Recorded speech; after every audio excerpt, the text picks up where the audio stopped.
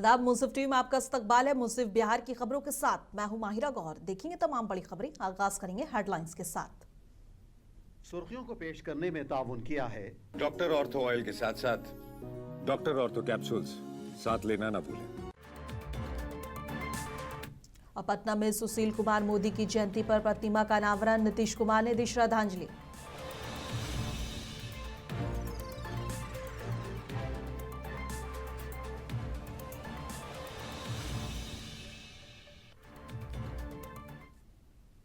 और supreme court ने उमर खालिद और सरजिल इमाम की जमानत से किया इनकार। परिवार ने कहा इंसाफ का रहेगा इंतजार।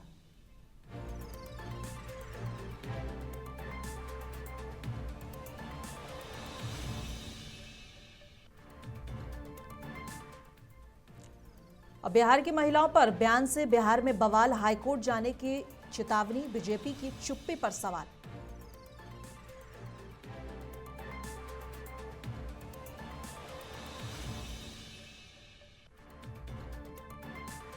अब भागलपुर पहुंचे विजय सिन्हा, जमीन मामले की करेंगे समीक्षा। भूमि विवाद में लापरवाही बर्दाश्त नहीं, नियम तोड़ने वालों पर होगी कार्रवाई।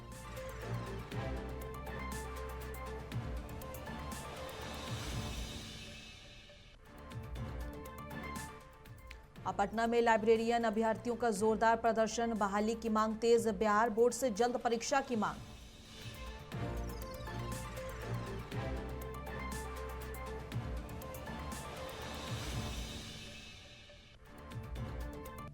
और आगाज करेंगे बिहार की बड़ी और अहम खबरों के साथ। बता दें कि पटना में बिहार के पूर्व उप मुख्यमंत्री और वरिष्ठ बीजेपी नेता सुशील कुमार मोदी की जयंती पर उनकी प्रतिमा का अनावरण किया गया। मुख्यमंत्री नीतीश कुमार ने समारोह में भाग लेकर सुशील मोदी को श्रद्धांजलि दी और उनकी यादों को सम्मानित किया। इस अवसर पर बीजेपी सांसद रविशंकर प्रसाद ने कहा कि आज बहुत ही ऐतिहासिक दिन है। सुशील कुमार मोदी एक महान नेता थे और उनके योगदान को कभी भुलाया नहीं जा सकता। उनकी प्रतिमा का अनावरण होना उनके व्यक्तित्व और सेवा का प्रतीक है। हम उन्हें नमन करते हैं।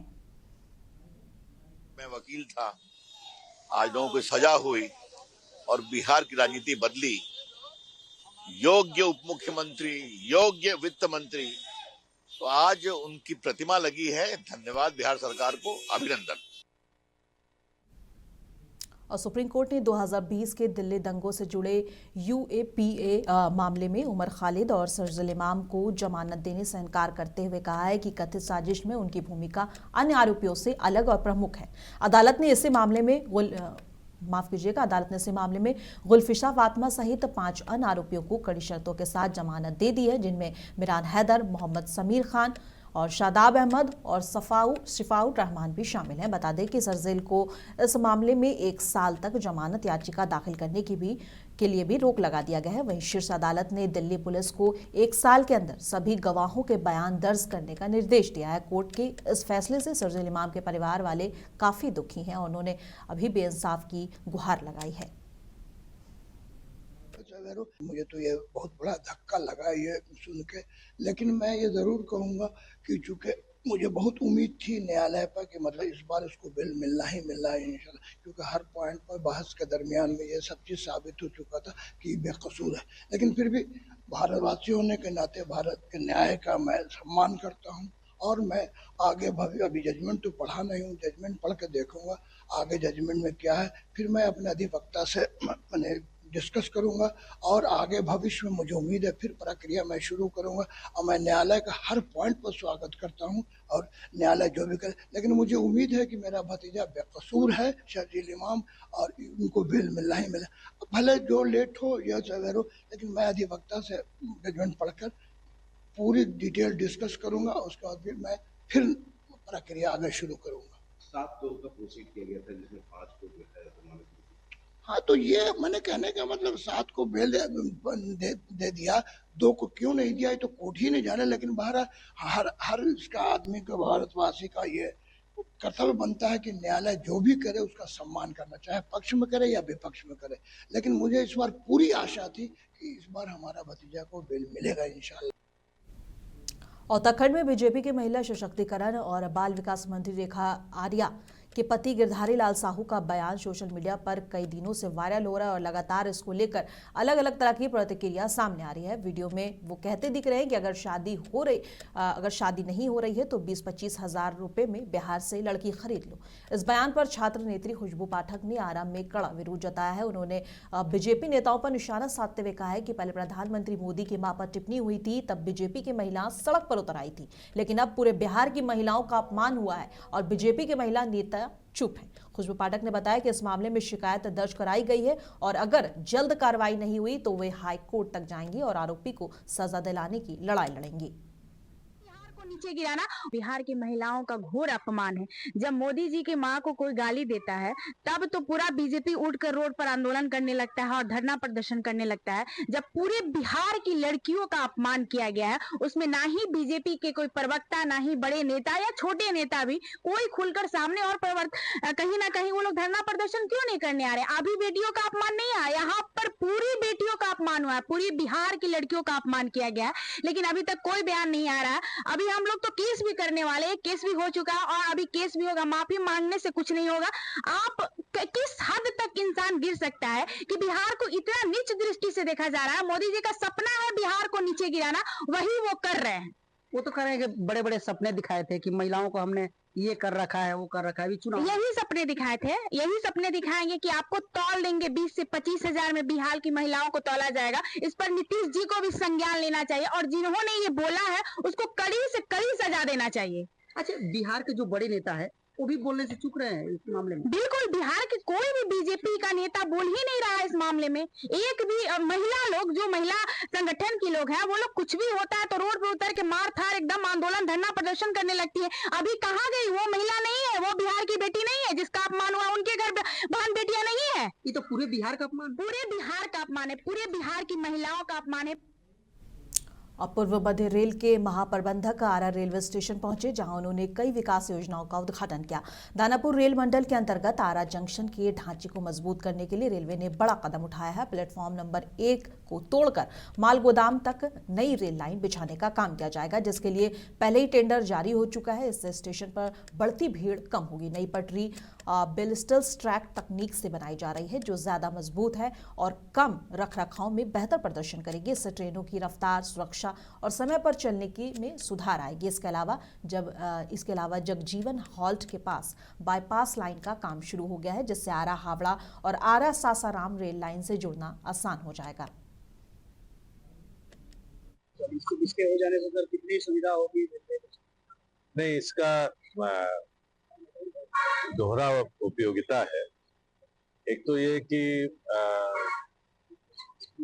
जो अभी बहुत सारी संरक्षा से संबंधित मॉनिटरिंग हम लोग केवल जो हमारी मनुष्य वाली man power, technical man power है, उसके ऊपर निर्भर रहते हैं, तो उनको एक ये सहयोग के रूप में मिल जाएगा कि बहुत सारी चीजें एक तो उन्हें एडवांस में पता चल जाएंगी और कई सारी चीजें जो हैं रियल टाइम बेसिस पे कि गाड़ी अगर ऐसी जगह चल भी रही है जहां उस समय कोई रेलवे कर्मचारी उसको मॉनिटर करने के लिए नहीं उपलब्ध है, तो वो सूचनाएं भी जो है त्वरित गति से जो है हमारे डिपो में, कंट्रोल रूम में और उसके अलावा देश के अन्य कंट्रोल रूमों में जहां से भी यहाँ की अनुरक्षित गाड़ियां जा रही हैं, उनको सभी को जो है ये सूचना उसी समय मिलती जाएगी, जिससे जो भी कार्रवाई करनी है उस गाड़ी के संरक्षित परिचालन हेतु वो हम लोग सुनिश्चित कर पाएंगे। और दूसरी चीज है कि इससे कार्यकुशलता में बढ़ोतरी, तो बहुत सारी चीजें जैसे आपने देखा होगा कि हर गतिविधि में रेलवे की बहुत सारी जो है मैकेनाइजेशन होता जाता है, जिससे कार्यकुशलता बढ़ती है। जैसे आपने देखा होगा ट्रैक मेंटेनेंस पहले जो है पूर्णतया मैनुअली की जाती थी, अब ट्रैक मशीन आ गई है तो उससे बहुत जल्दी और बहुत सरल तरीके से जो है काम हो जाता है। तो उस कड़ी में भी जो है ये एक उपलब्धता है कि कम समय में जो है गाड़ी का अनुरक्षण किया जा सकेगा।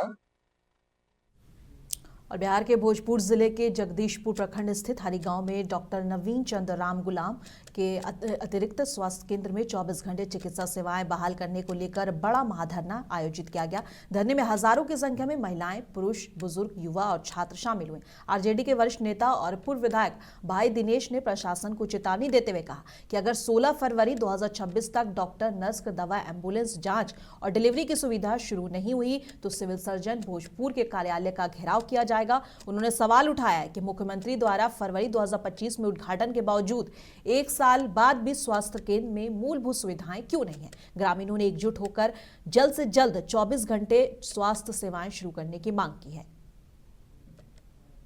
मंत्री जी ने मॉरिशस के प्रधानमंत्री के नाम पर डॉक्टर नवीन चंद्र राम गुलाम जी के नाम पर करोड़ों रुपया के लागत से अस्पताल का उद्घाटन किए थे।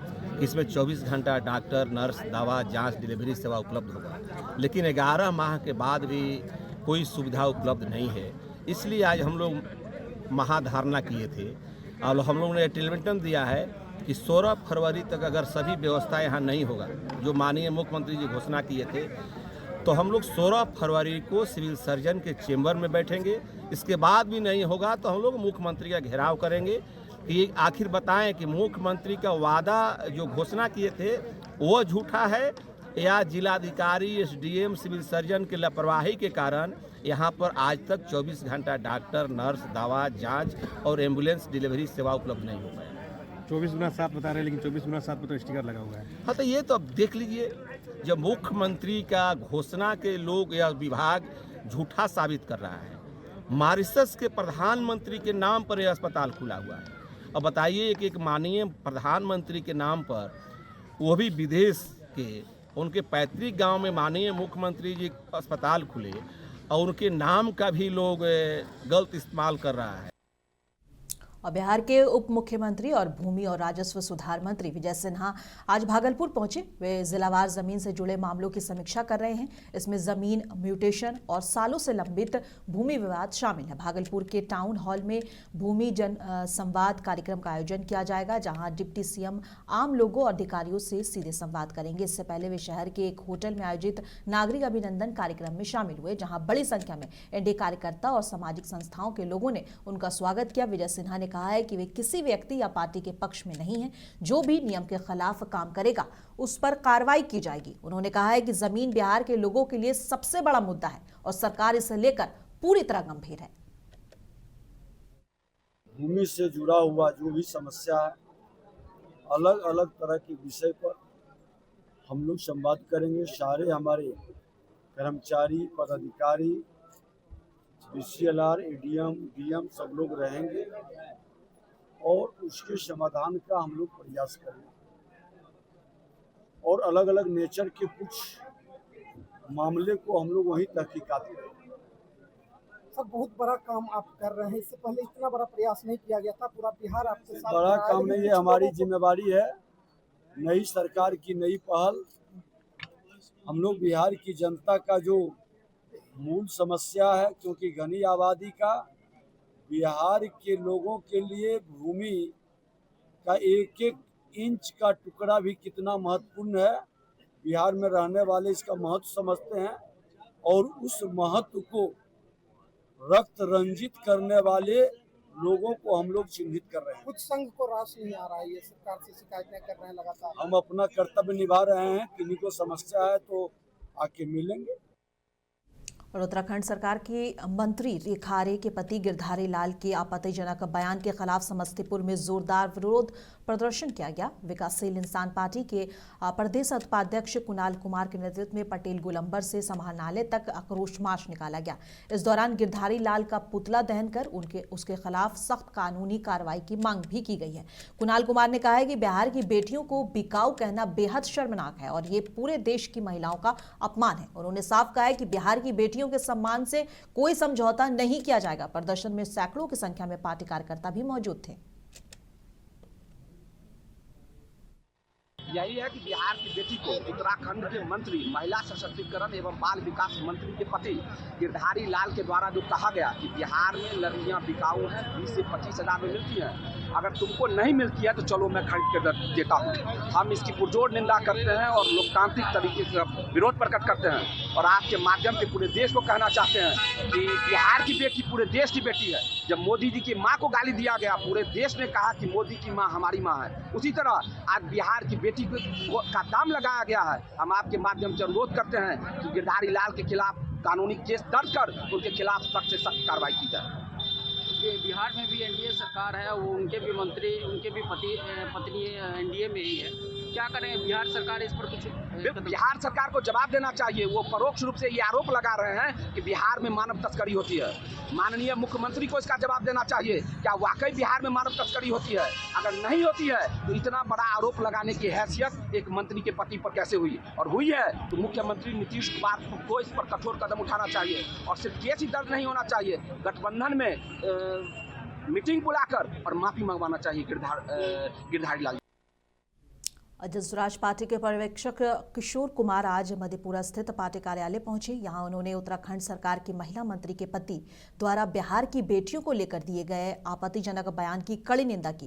किशोर कुमार ने कहा है कि ये बयान बेहद शर्मनाक है और इससे बीजेपी की सोच सामने आती है। उन्होंने आरोप लगाया कि बीजेपी की मानसिकता हमेशा से बिहार और यहाँ की महिलाओं का अपमानित करने वाली रही है। उन्होंने कहा है कि बिहार की बेटियां सम्मान और स्वाभिमान की प्रतीक हैं और उनके खिलाफ अपमानजनक बयान किसी भी कीमत पर बर्दाश्त नहीं किए जाएंगे। जनसुराज पार्टी ने मांग की है कि दोषी व्यक्ति को सार्वजनिक माफी मांगनी चाहिए और सख्त कानूनी कार्रवाई होनी चाहिए, नहीं तो पार्टी सड़क से सदन तक आंदोलन करेगी। बहुत ही दुर्भाग्यपूर्ण है, भारतीय जनता पार्टी का ये चरित्र है, वोट के समय वो बड़ी बड़ी बात करता है, लेकिन जब महिला सुरक्षा, बेटी बचाओ की बात आता है तो वो जो उसके इज्जत के साथ खिलवाड़ करता है, जो गैर ऐसे बात करता है कि जिससे कि समाज को ठेस पहुंचे, उसी तरह का वो बातचीत करता है। अभी दो घटना घटी है। एक जो उत्तराखंड में मंत्री हैं, उनके पति का ये कहना कि बिहार में 20 से 25 हज़ार में बेटियां मिलती है। उनको यह समझना चाहिए कि बिहार में उसी की सरकार है। और जो मंत्री बोल रहे हैं तो बिहार में भी भारतीय जनता पार्टी के मंत्री हैं, भारतीय जनता पार्टी कार्यकर्ता है, उनको भी बेटी है, उनका भी ख्याल रखना चाहिए। बिहार के प्रति इस तरह का व्यवहार, चुनाव जब आता है तो ये लोग बिहार को अपना कर्मभूमि जन्मभूमि मानता है। चुनाव खत्म होने के बाद बिहार के प्रति जो इनका व्यवहार है बहुत ही निंदनीय है। राजधानी पटना से लाइब्रेरियन अभ्यर्थियों के आंदोलन की बड़ी खबर सामने आई है। कड़ाके की ठंड के बावजूद लाइब्रेरियन बहाली की मांग को लेकर अभ्यर्थी सड़कों पर उतर आए हैं। बिहार विद्यालय परीक्षा समिति बिहार बोर्ड के कार्यालय के सामने बड़ी संख्या में अभ्यर्थियों ने प्रदर्शन किया और सरकार से जल्द कार्रवाई की मांग की है। प्रदर्शन कर रहे अभ्यर्थियों का कहना है कि लंबे समय से लाइब्रेरियन बहाली की प्रक्रिया ठप पड़ी है। वे लाइब्रेरियन पात्रता परीक्षा के लिए आवेदन प्रक्रिया तुरंत शुरू करने और परीक्षा की तिथि घोषित करने की मांग कर रहे हैं। अभ्यर्थियों का आरोप है कि सरकार और शिक्षा विभाग की उदासीनता के कारण हजारों योग्य उम्मीदवार बेरोजगारी की मार झेल रहे हैं। लाइब्रेरियन बहाली को लेकर हम लोग यहाँ धरना प्रदर्शन कर रहे हैं। आश्वासन देते हुए बहुत देर हो गई, हम लोग कब तक इंतजार करें? 17 वर्षों से कोई बहाली नहीं आया है लाइब्रेरियन के लिए। समस्तीपुर जंक्शन से गुजर रही बागमती एक्सप्रेस में फर्जी टीटीआई बनकर यात्रियों से पैसे वसूलने वाला एक युवक रंगे हाथ पकड़ा गया। आरोपी की पहचान बेगूसराय जिले के तेघरा थाना क्षेत्र के हर्षवर्धन भारद्वाज उर्फ चुलबुल के रूप में हुई है। जानकारी के मुताबिक आरोपी समस्तीपुर से बरौनी रेलखंड के बीच टीटीआई बनकर टिकट जांच कर रहा था और कई यात्रियों से अवैध रूप से पैसे वसूल कर रहा था। मामला तब सामने आया जब असली टिकट जांच टीम ट्रेन में पहुंची और यात्रियों ने पहले से टिकट चेक होने की जानकारी दी। इसके बाद संदिग्ध युवक को पकड़ लिया गया। जांच में उसके फर्जी होने की पुष्टि हुई। आरोपी को आरपीएफ समस्तीपुर के हवाले कर दिया गया है और रेल पुलिस आगे की कानूनी कार्रवाई कर रही है। दरभंगा मैसूर ट्रेन में एक व्यक्ति था जो कोट वगैरह पहन करके और यात्रियों से टिकट की मांग कर रहा था। और उसी ट्रेन में प्रधान टीटी थे जो वो भी चेकिंग कर रहे थे। तो कुछ यात्रियों द्वारा शिकायत की गई प्रधान टीटी को कि एक व्यक्ति है जो टिकट मांग रहा था। तो यात्रियों के कहने पर प्रधान टीटी द्वारा उनको पकड़ा गया। पकड़ने के बाद पता चला कि वो काफ़ी देर से उस ट्रेन में चेकिंग कर रहे थे, लोगों से टिकट मांग रहे थे, जिसके पास टिकट नहीं था उनसे पैसे की भी मांग कर रहे थे। तो प्रधान टीटी को द्वारा आरपीएफ के सहयोग से उनको पकड़ा गया। पकड़ने के बाद एक आवेदन के साथ जीआरपी थाना को सुपुर्द किया गया है। उसमें जीआरपी थाना कांड संख्या 4/2026 दर्ज किया गया है और ये पूर्णतः फर्जी का मामला है, फर्जिफिकेशन का मामला है। कब से फर्जी टीटी का काम कर रहे थे? आप पे तो आरोप है कि आप फर्जी टीटी का काम कर रहे थे, अवैध वसूली कर रहे थे यात्रियों से। हैं? कुछ भी बोल सकते हैं। घर कहाँ हुआ आपका? तेगड़ा पड़ता तेगरा। पिताजी का क्या नाम? तेगरा कौन सा वार्ड में? वार्ड कौन सा? Ward number 1। अच्छा, तो कब से टीटी का काम कर रहे थे, फर्जी टीटी का? सर मैं टीचर हूँ सर, आप बार बार एक ही चीज पूछ रहे हैं। कौन सा स्कूल के टीचर हैं? शिशु विद्यालय निजी विद्यालय है। कब से टीचिंग का काम करते थे? हो गया 6 महीने से। और टीटी आप नहीं है? नो। तो कैसे पुलिस आपको नहीं, पकड़ा? वो पकड़ लिया टीटी, बोल रहा कि आप ये कर रहे हो। अब गांजा पिए हुए थे? नहीं। गृह राज्य मंत्री नित्यानंद राय ने तेजस्वी की यूरोप यात्रा पर तंज करते हुए कहा है कि तेजस्वी यादव बिहार चुनाव हार गए इसलिए यूरोप जा रहे हैं। उन्होंने आगे कहा कि बिहार में तेजस्वी यादव का कोई राजनीतिक भविष्य अब नहीं बचा है। यूरोप यात्रा पर गए थे, अब बिहार में उनकी कोई गुंजाइश भी नहीं है। जिस विद्यालय से उन्होंने शिक्षा ली है वहाँ कहा जाता था कि बिजली अगर गांव-गांव घर-घर पहुंचेगी तो करंट मार देगा, मतलब बिजली को उन्होंने खतरा बताया था। सड़क पर उस विद्यालय में सिखाया गया कि अगर सड़क अच्छी बन जाएगी तो एक्सीडेंट हो जाएगा, और वहाँ सिखाया गया कि कानून व्यवस्था सरकार के पास नहीं रहे, अपराधियों के पास है। उस विद्यालय में शिक्षा लेने वाले, यानी कि आरजेडी के उस विद्यालय में शिक्षा लेने वाले तेजस्वी इससे ज़्यादा सोच भी नहीं सकते। इसलिए विकास की बात तो उनके जेहन में भी नहीं है, विचार में भी नहीं है, सोचते भी नहीं है, एजेंडा में भी नहीं है। इसलिए बिहार की जनता विकास करने वाली एनडीए सरकार को प्रचंड बहुमत देकर एनडीए की सरकार यहाँ मुख्यमंत्री श्री नीतीश कुमार जी के नेतृत्व में बनाने का जनादेश दिया। उससे घबराकर अपनी बिहार की राजनीति में सुपड़ा साफ देखते हुए और भविष्य में भी कोई गुंजाइश को न देखते हुए बड़ी लंबी यात्रा पर गए हैं। सुन रहे हैं कि बिहार आ रहे हैं। अब आमस प्रखंड की सिहुली गांव में मदरसा दारुल उलूम इमाम अहमद रजा ने रविवार को ग्लोबल इंग्लिश सेंटर सरघाटी के पहल पर जरूरतमंद छात्रों को कंबल, कोट और पढ़ाई की सामग्री वितरित की। इस कार्यक्रम में लगभग 100 छात्रों को ठंड से राहत देने का प्रयास किया गया। ग्लोबल इंग्लिश सेंटर के निदेशक वसीम खान ने बताया कि ये कार्यक्रम डॉक्टर समदर्शी फाउंडेशन, नरोमा फाउंडेशन और होप फाउंडेशन के सहयोग से आयोजित किया गया है। डॉक्टर संजय कुमार ने कहा है कि कड़ाके की ठंड में ये मदद बेहद जरूरी है और समाज के सक्षम लोगों से सहायता की अपील की गई। कार्यक्रम में समाजसेवी, पत्रकार और कई तरह के नेता मौजूद थे।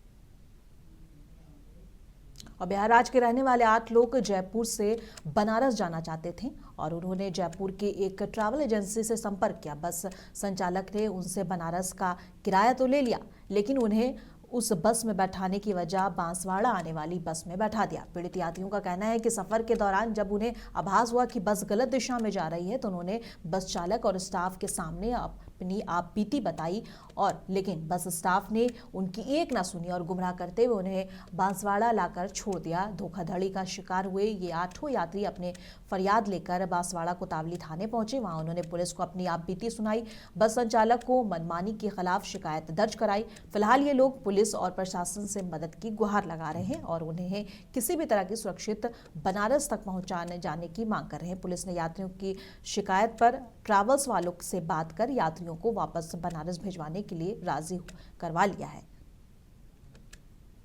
जैन पार्श्वनाथ ट्रेवल्स के पास, उसके पास हम लोग जाके बोले कि हम लोगों को बनारस जाना है, बनारस जाने के लिए टिकट चाहिए। वो बोला हाँ मैं टिकट जुगाड़ करा देता हूँ आपको, क्यों नहीं। हम लोग बोले ठीक है सर, हम लोग का बुकिंग कर दिए। वो हम लोग को 700 रुपये पर हेड लेकर के 8-7-56 रुपये हम लोग उनको पे किए। उसका सारा रिकॉर्ड मेरे फोन पे में है, मैं उनको कैसे पैसा डाला सब दिखा दूंगा, ठीक है। उसके बाद वो मेरा टिकट बुक किए, बोले कि तुम 5 बजे आ जाओ। हम लोग वहाँ पे 5 बजे पहुँच गए। वो बोले बाबू बैठो, 5:30 तक बस आएगी। 5:30 बज गया तो फिर ये बस, ये जो है जैन परसवानाथ, ये हम लोगों को ट्रांसफर कर दिए भारत ट्रेवल्स के पास, ठीक है। भारत ट्रेवल्स वाले के पास हम लोग गए, वो बोला कि चलो बस में बैठ जाओ। हम लोग बस में बैठ गए। फिर रात में 12:30 बजे अचानक से हम लोग नींद टूटा तो हम लोग सोचे कि थोड़ा मैप पे देख ले। मेरे फोन में मैप का भी सारा रिकॉर्ड है।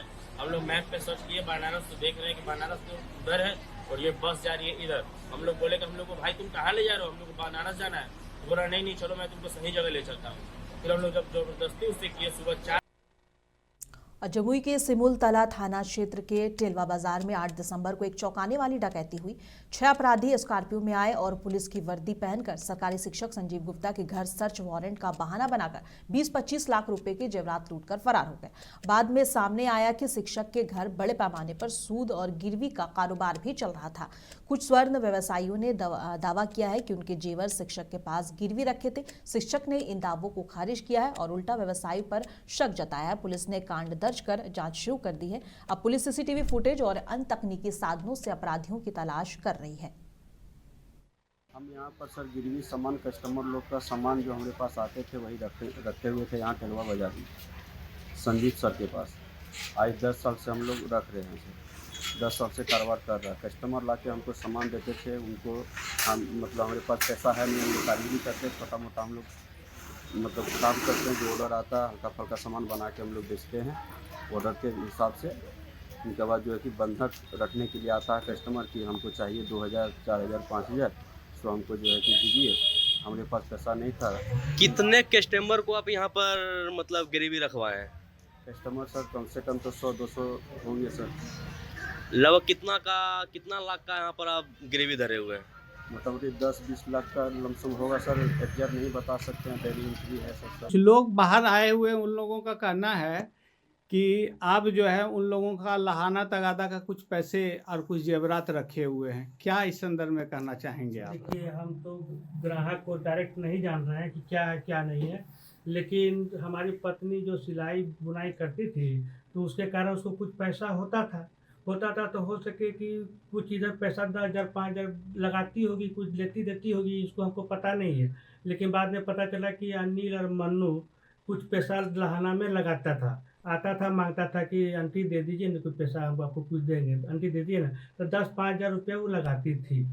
मन्नू और अनिल ये कहाँ का है? ये बिराजपुर का है। कभी कभी आता था यहाँ पर गहना उना बनवाती थी तो आता था। इसी एवज में संपर्क हुआ तो पता चला कि नहीं कुछ पैसा आंटी से मांग लेती थी। तो 5,000 दीजिएगा आंटी, 10,000 दीजिएगा, हम आप 15 दिन में 10 दिन में लौटा देंगे। अनिल और मनोज सोना चांदी का दुकान किया हुआ है? दुकान किया हुआ है। उसका घर कहाँ है? उसका घर कुसुम जोड़ी है। अब मुंसिफ बिहार की खबरों में बस इतना ही। कल फिर मिलेंगे इसी वक्त, तब तक के लिए देश दुनिया के तमाम खबरों के लिए बने रहें मुंसिफ टीवी के साथ।